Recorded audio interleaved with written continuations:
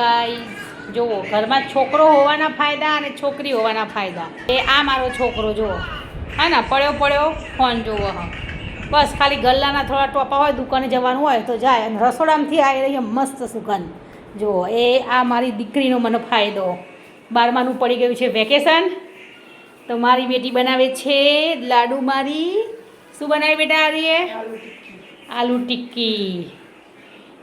પહેલી વાર શીખે છે પણ સરસ બનાવી છે જુઓ. અંદર પાછી વચ્ચે ચીઝ મૂકશે મસાલો. દહીં ચટણી. કઈ કઈ ચટણી બનાવી બેટા? લાલ લીલી કોથમીરની લસણની અને દહીં. દહીં ત્રણે મિક્સ કરીને ખાવાનું. હા અને ઉપર સેવ નાખવાનું. એવું હતું એમ.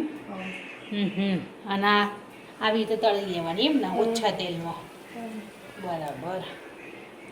તમે તમારા ઘેર બનાવો છો આવી રીતની ટિક્કી?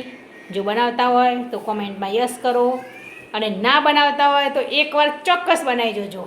અમારા ઘેર તો અમારી દીકરીએ મને બનાવીને જુઓ ખવડાવે છે. તમારે ખાવી હોય તો આવી જાઓ અમારા ઘેર આલુ ટિક્કી ખાવા. ચલો કેવી બને છે જોઈએ. Bye bye. જય શ્રી કૃષ્ણ.